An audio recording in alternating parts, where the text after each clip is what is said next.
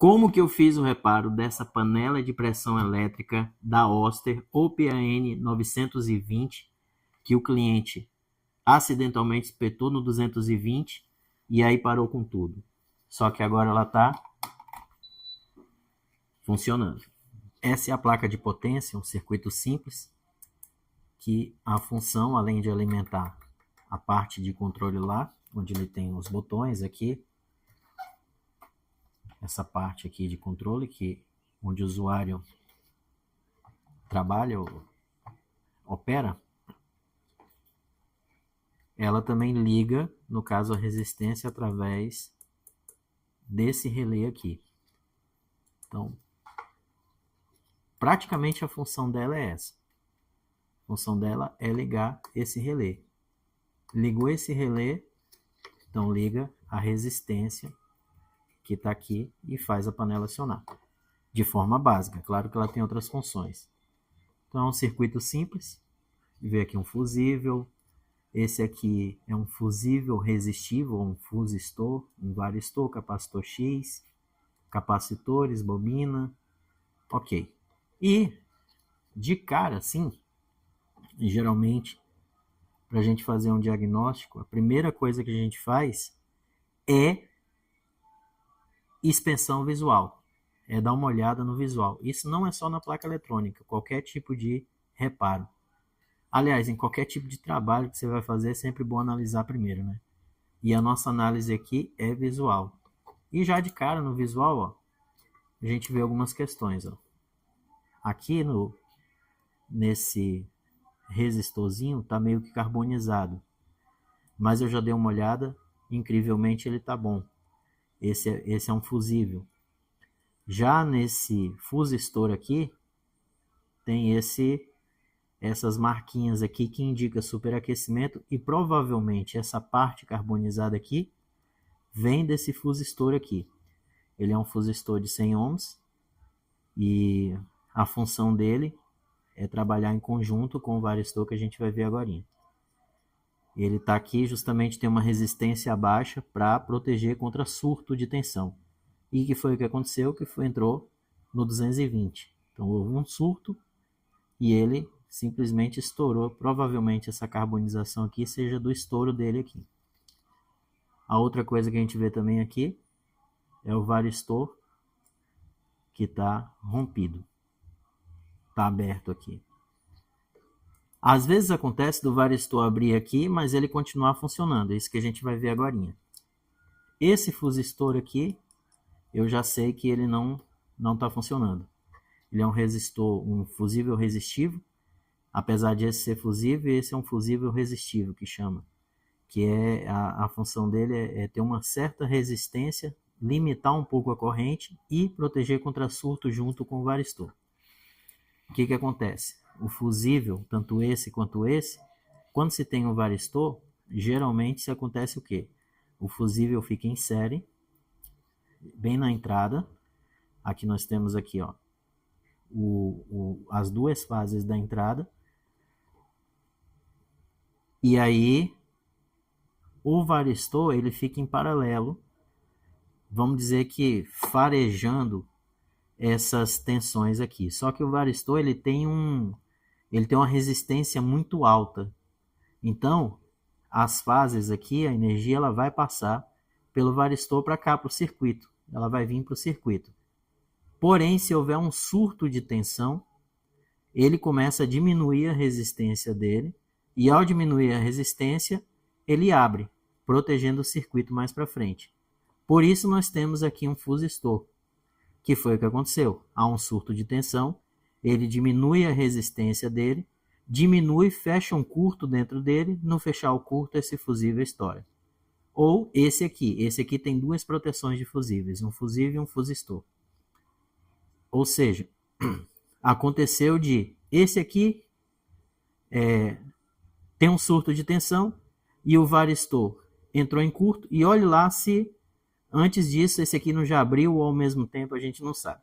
Só que visualmente a gente já sabe que esses dois estão avariados. Precisam ser substituídos. Aqui a gente não precisa nem fazer tanto teste. Já tem que substituir, ainda que tenha alguma coisa aqui para frente, já se sabe que tem que substituir e acabou. Então a gente já vai... Só que tem como a gente fazer teste aqui, por exemplo, isolando e vendo se o circuito funciona mais para frente. Aqui, por exemplo, a gente não precisa nem virar a placa. E a gente pode testar esse fusível aqui, que ele tem que apresentar alguma continuidade, visto que está em X1 aqui, e a gente vê que ele está totalmente aberto. Está para o infinito. Não deflexiona nada aqui o ponteiro do multímetro. Já o varistor, a gente pode virar ele aqui. Vai ser meio complicado de ver aí, mas você fica olhando para o multímetro, ele não deveria acusar nada. E com muita facilidade, ó, deflexiona ali. Como eu disse, ele tem uma resistência alta, e aqui ele está praticamente como um curto, então a gente já sabe que esse varistor está variado. E por incrível que pareça, o primeiro que vai, que é o fusível, já esse fusível aqui tá bom. Já fiz o teste, inclusive com ele energizado. E esse, ó, de olho no multímetro lá, esse fusível tá bom. Eu não vou testar mais aqui para frente, eu já vou direto para retirar esse fusistor, retirar o varistor e ver se a placa funciona. Fazer um teste aqui para ver se a placa funciona, para ver se é viável também trocar os componentes e continuar aqui o reparo. Mas com certeza trocou, a placa funciona, porque visualmente falando, provavelmente esses capacitores não tem nada, nem essa bobina, nem o restante, muito menos o relé, até porque o histórico conta muito. E no histórico a cliente me comentou que estava novinho praticamente, poucos meses de uso, e a gente consegue observar isso mesmo, por causa da resistência.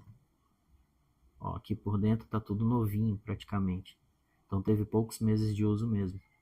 Geralmente essa resistência, os parafusos ficam todo carbonizados. Ou seja, essa placa provavelmente o restante está tudo ok. Se nada passou para frente, na troca desses dois componentes, já volta tudo. Pode inclusive ser feito um jumper no fusistor, a chamada ligação direta, e pode se isolar também o varistor. Mas geralmente hoje em dia as coisas estão sendo feitas justamente para não ter proteção para queimar. Imagino que tem proteção. Se tem essa proteção aí é por algum motivo. Já dessoldei aqui o varistor, mas deixei o fusistor na placa aqui ainda, para a gente fazer um jumper, para você ver ela, no caso, ligando, porque tinha que isolar o varistor, porque o varistor está em curto, então a gente tem que isolar ele. Do contrário, se a gente tivesse o jumper, toda a corrente vai passar por dentro dele porque ele está em curto, então não vai para o circuito. A lâmpada em série que já está ligada aqui, só ia acender mesmo, acusando o curto, né? Então a gente precisa retirar o varistor do sistema para fazer esse jumperzinho, para fazer esse teste. Eu vou mostrar para vocês aqui que realmente esse varistor está ruim. Como eu disse a vocês, o varistor ele precisa ter uma resistência alta. Aqui está na escala de X1, ou seja, na mais baixa do multímetro. Ó. Só de tocar ele, ou seja, o varistor já era varistor em curto e o fusistor está aberto. Porém, já na lâmpada em série, a gente vai fazer esse teste aqui. E fazendo o jumper no fusistor e ela acionando, ela ligando ali, dando LED ali, quer dizer que a gente troca o fusistor, troca o varistor e aí voltou a placa. E aí eu tenho a minha ferramentinha aqui de 10 milhões de dólares, de R$1.000, que é essa aqui que anda comigo, e eu vou simplesmente fazer um jumper aqui nos terminais do varistor, do fusistor. E olha lá, a placa ligou. Olha lá. Ok? Agora é trocar o fusistor, trocar o varistor e colocar ela para funcionar. Para você ver a diferença de um varistor para o outro, além do visual, ó, fora aquele cortado que está em cima, nós temos também essa carbonização aqui embaixo. E ó, deflexiona. Já o que tá bom, ele tem uma resistência tendendo ao infinito, uma resistência muito alta. Até se eu mudar aqui para X10K, ele ainda vai segurar aqui. Olha lá. Já esse aqui, ele está em curto. Agora já a questão do fusistor vai ser o contrário.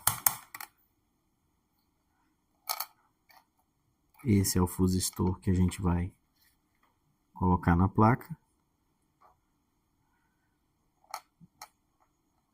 E ó, ele tem uma certa resistência, mas não está aberto. Já esse aqui,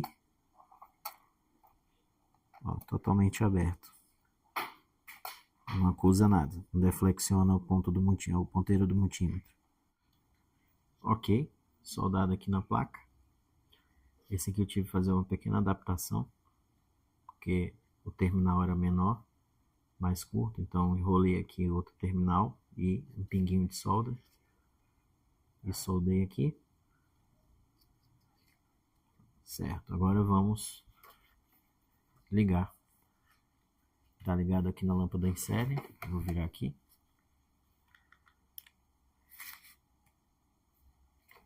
E ligar a lâmpada em série.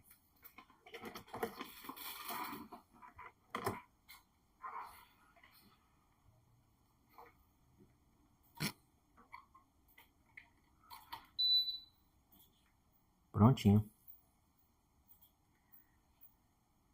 Se eu colocar qualquer opção aqui, não vai funcionar porque está ligado na lâmpada em série e a lâmpada em série ela não segura a carga da resistência aqui. Então, provavelmente o que a gente vai ver é uma luz piscando e parando.